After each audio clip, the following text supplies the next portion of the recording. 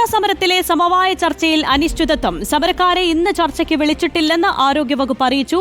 Honorarium വർധനയിൽ പഠന സമിതിയെ നിയോഗിക്കുന്നത് അംഗീകരിക്കാനാകില്ലെന്നും തുടർ ചർച്ചയ്ക്ക് സന്നദ്ധമാണെന്നും ആശാപ്രവർത്തകരും പ്രതികരിച്ചു. അതിനിടെ വിവാദ പ്രസ്താവനയ്ക്ക് പിന്നാലെ INTUC സംസ്ഥാന അധ്യക്ഷൻ R ചന്ദ്രശേഖരൻ K സുധാകരനെ നേരിൽ കണ്ട് വിശദീകരണം നൽകി. ആശാസമരം രമ്യമായി പരിഹരിക്കാനായി മുതിർന്ന IAS ഉദ്യോഗസ്ഥൻ അധ്യക്ഷനായി പഠനസമിതി രൂപീകരിക്കുമെന്നായിരുന്നു ഇന്നലെ ആരോഗ്യമന്ത്രിയുടെ ചർച്ചയിൽ ഉയർന്ന നിർദ്ദേശം. ഇത് അംഗീകരിക്കില്ലെന്നാണ് കേരള ആശാ ഹെൽത്ത് വർക്കേഴ്സ് അസോസിയേഷന്റെ നിലപാട്.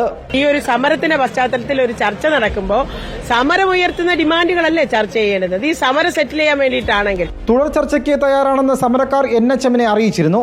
ഇന്ന് ചർച്ച ഉണ്ടാകുമെന്നായിരുന്നു പ്രതീക്ഷ. ഒടുവിൽ അതും അസ്തമിച്ചു. ഇതിനിടെ INTUC സംസ്ഥാന അധ്യക്ഷൻ R ചന്ദ്രശേഖരന്റെ നിലപാടും വിവാദമായി.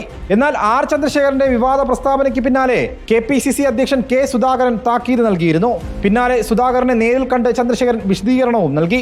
തന്റെ പ്രതികരണം മാധ്യമങ്ങൾ ദുർവ്യാഖ്യാനം ചെയ്തതാണെന്നും INTUC ആശാ സമരത്തിന് ഒപ്പമാണെന്നും ചന്ദ്രശേഖരൻ അറിയിച്ചു. റിപ്പോർട്ടർ, തിരുവനന്തപുരം.